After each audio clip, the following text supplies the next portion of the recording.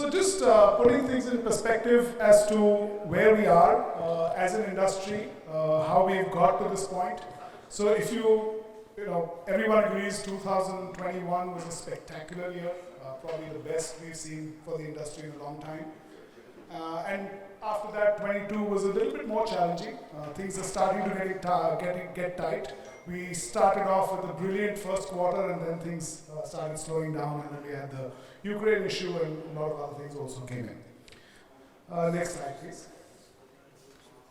So just a few issues which we are all dealing with. Russian sanctions. David probably might speak a little bit more about that. Midstream demand issues, inflation, recession, lab grown. We just had a panel about that. Next, please. So, want to spend a minute actually on why or how did we get here? What really has happened that we had such a great run? Because if we understand that better, we probably are able to react to what comes up a little bit better. So if you go with the blue line first, which is the gross consumption of goods. So in any economy, you have a consumption of goods, so physical goods like diamonds, cars, jewelry, of course, then your clothes, all of that. So you have the blue line, which is the consumption of goods in billion in the US, and you have the red or orange line, as it currently is visible, which is what is the share of goods consumption in the US. So if you notice the orange line first, we had the crisis, which is 2020.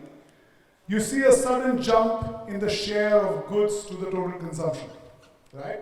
So historically, it was around 31%. It jumped up. Then you had all the money coming into the US, a lot of money, helicopter money, as I like to call it, about 5.8 billion of it, which was pumped in 2020 and 2021. And while that was happening, a lot of avenues where people could use services, whether it's restaurants, whether it's services, whether it's holidays, all of that was kind of not available. You could not do that freely.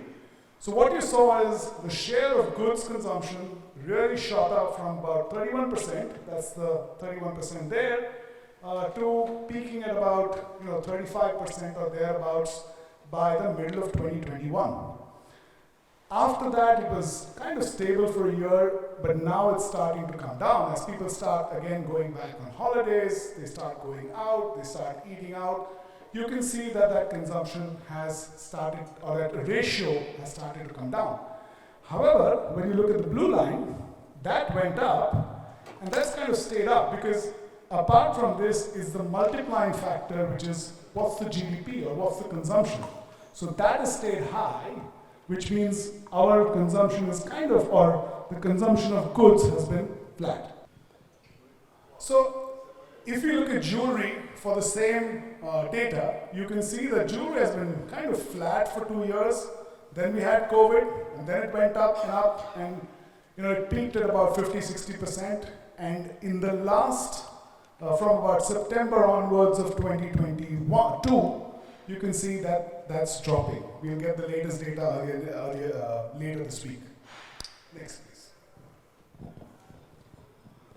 So, given those two, I think it's going to be a little bit more tighter for the industry as a whole as we get into the rest of 23, because we have a lot of tailwinds as we go into this system. In terms of LGD, I think a lot has been said. I think I've maintained this for a long time. It's a fabulous business. It's not a diamond business. It's like any other business. You've got to manage the prices. You've got to manage the volatility. However, if you're treating it like a diamond business, and those who are doing it will fail. A lot of has been said about the sanctions. I will not get too much into it, but we've been there before. The issue with sanctions is the moment you start keeping stock separately, it becomes an issue of cost. Apart from, of course, the fact that the only people who seem to have made money out of it are the guys who busted the sanctions.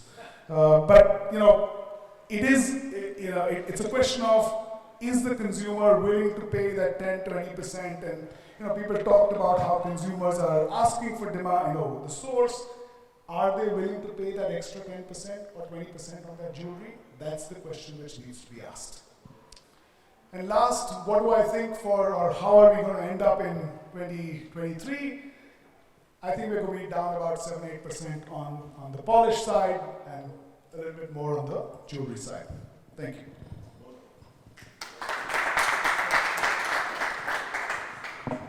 Thank you so much.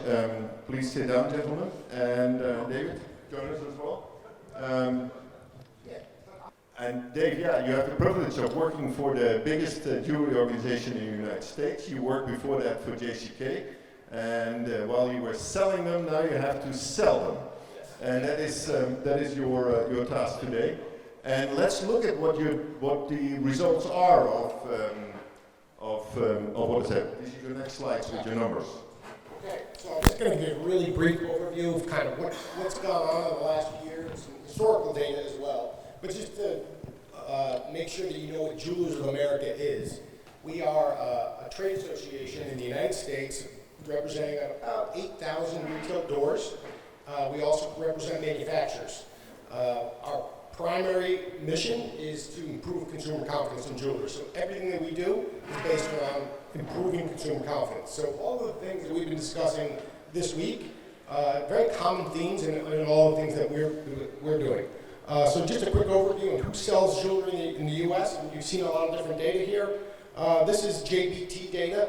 So, we're down to about 17,000, retailers. It used to be, when I first got in this business, it was way more than that. It was, 28,000, I recollect. So that continues to be the trend. So if you hit that next slide, you'll see this is not a good graph, okay? It's going down. And the good news is it wasn't declining that much this year as opposed to other years. And another piece of good news is that openings, in the next slide you'll see, outpaced closings, store closings. So I think we hit the bottom. We're getting close to the bottom of a contraction in the market. But percentage-wise, how many members did you lose from the beginning of COVID? If you look, like you had more store openings, but you did lose. Yeah, we actually lost about 2%. Yeah. It wasn't that bad. And the nature of Jewelers of America, just to let you know why that is that we are mostly 92% mom and pop single store. $1 to $2 million stores. Now we have the Signets and the Ben Bridges of the world and all the guys that are selling Rolex and Patek as well. But we represent the mom and pop. So our numbers typically follow what the JBT numbers do. And we're encouraged right now because there are a lot of new openings. And that's healthy for the business and healthy for you. Yeah. Okay. So basically, what do you see for what are the trends toward to 2023? Actually, everybody agrees here, and everybody that those COVID years were actually fantastic for the industry. And 22, as you said, was maybe a bit was okay, but it wasn't nothing to write home about because they got used to all these good things. And now we're looking at 23, where uncertainty is maybe the word. Well, the interesting thing is you see the trends of store closures, but the sales, as we've all seen, everybody's charts are through the roof. Up until where they're now, it's starting to kind of level out. But even with these closures, sales of jewelry, we all know, were record highs through COVID. What's happening now, obviously, is online. We talked a little bit about the online business. That's growing up to 20% now. But when we go into detail and look at diamond jewelry and high-end diamond jewelry, that is particularly doing well. But is diamond jewelry real, and diamond jewelry still a growth factor, or is it other factors? Diamond jewelry is 80% of the market. It's 80% of the U.S. sales. So it's hot right now. And actually, for our members, what's hot is bigger goods. Right. So, we're facing all the issues with lab grown that we talked about. But lab grown is the legitimate part of the business, and retailers are selling. And, we could debate this all day, but it's happening. But if you look at the bandwidth of the luxury industry, of which jewelry is part of, you see as an organization that luxury market is, the other segments of the luxury market are growing faster than jewelry for quite a number of years already. What is JA doing, and I'll talk more broadly about it with David and more broadly doing about that in education and in promotion? You're talking consumer promotion for selling jewelry. We actually developed a program and we distribute collateral materials to our members to use online in their stores. Okay, we don't have the resources necessarily to put advertisements on TV and develop some of the things that you guys are doing.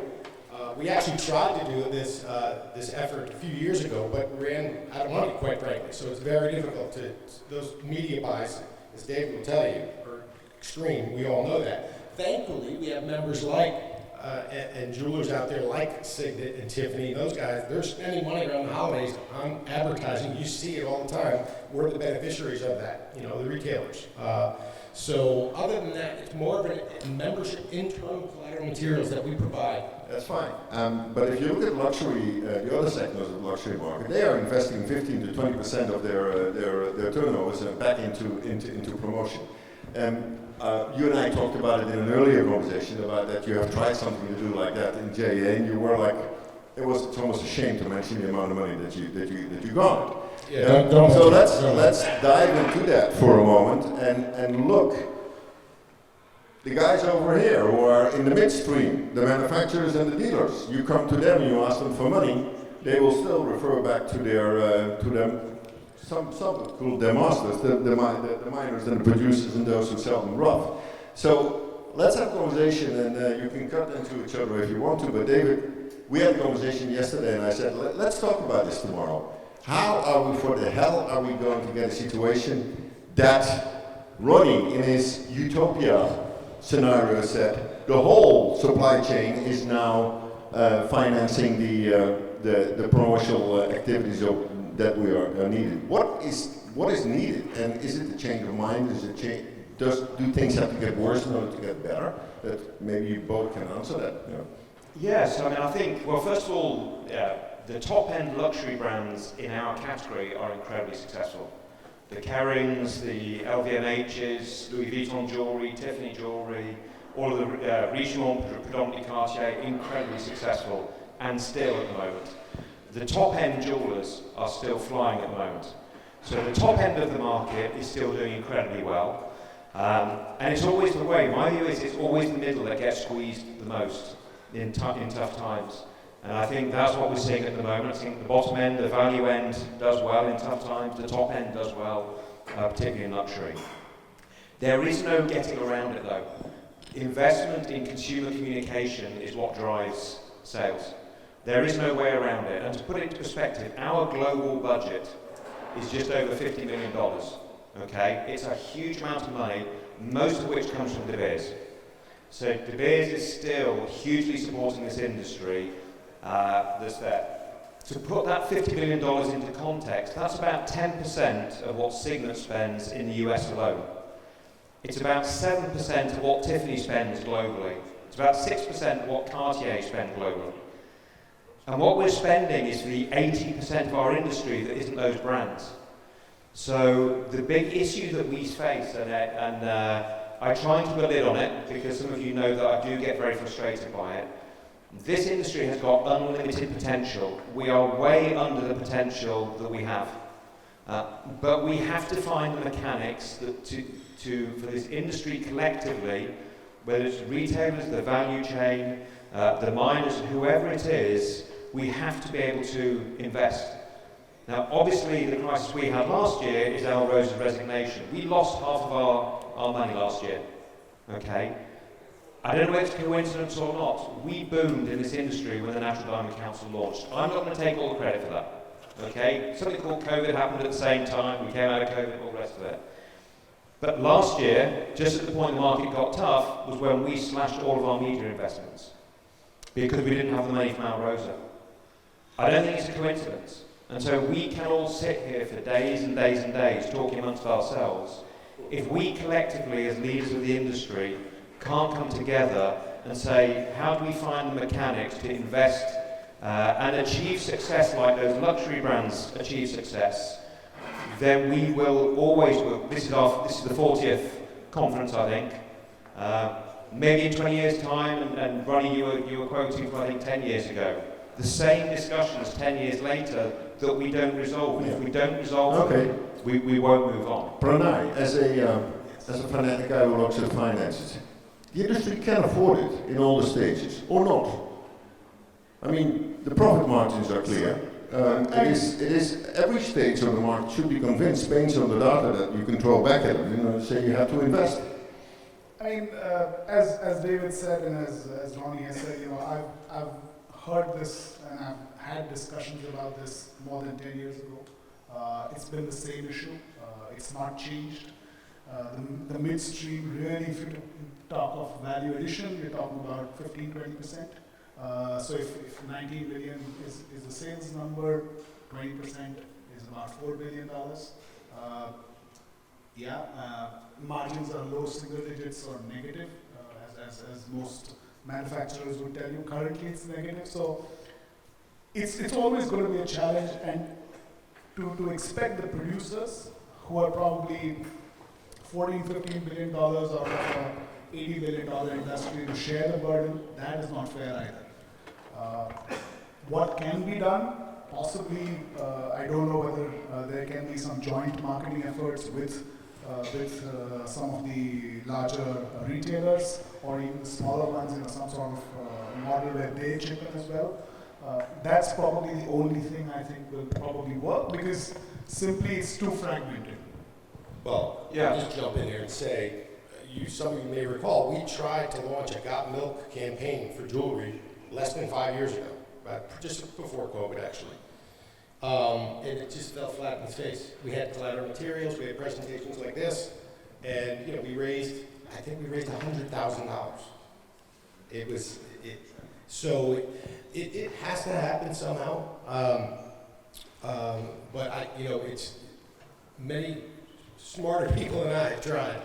If I add something, I think the total sales of this industry are probably lesser than the marketing budget for Apple. So if that's what they're competing against, I think it's a lost cause. But yes, there are probably other ways we can do it, and unless we join together, I don't think that's going to be the reality. Yeah, I mean, I think it's more straightforward. I think we're talking a fraction of 1%. We're not talking big numbers for anyone. I spent the last year speaking to people, everyone agrees, but no one will do it. I agree, that's good, but no, etc. So it's a fraction of 1%. If we all did it together, it would all be passed up through the value chain. So it would be it gets passed on to the consumer, that fraction of 1%. So for me, it is straightforward. I don't think it's complicated. We have to, as organisations, we have to pull our members together and say, we're going to do this. We're going to raise dues in here, and by a fraction of 1%. Sometimes I negotiate when something's free, and people still negotiate with me. And it's just kind of it's not the money, it's the principle. And the principle to me is, this is an amazing industry. I'm probably one of the only people here in this conference who doesn't have financial skin in the game. All of you have money to make out of this industry. I don't. I make the same money whether we're successful or not. Okay? But for some reason, I can't convince anybody to part with a fraction of 1% to hugely increase the size of this industry. The answer is really simple. We'll talk about all the other problems. Again, Ronnie, you referred to the 4 issues that were discussed 10 years ago. Those 4 issues are all solved with the same answer. The consumer buying more diamonds is really, really simple. I've been asked to do so many projects in this industry. I think, no, because the answer is simple. Consumer buying more diamonds brings prosperity. And for a fraction of 1%, and I say it again, a fraction of 1% from everybody in this industry will transform this industry. But we don't want to do it. So I'm left frustrated, we're all left frustrated. I come to conferences, I travel, I put presentations together, I tell you what we do, everyone says lovely, that's great, but it isn't going to transform the industry. I know what will, I know we can do it, but the industry has got to decide whether that's what they want or not. Thank you. Well I said. think this wraps it up very nicely. Nissim is looking at me, and he's going to whip me afterwards. So I think is there a question? Anyone? Otherwise, we're going to move on to our last subject, which in my view is going to be super interesting and unusual. And I'm going to thank you, gentlemen, for being with us. And Pranay is going to stay with us. Thank you. Thank you, David. Thank you, Dave. Thank you so much for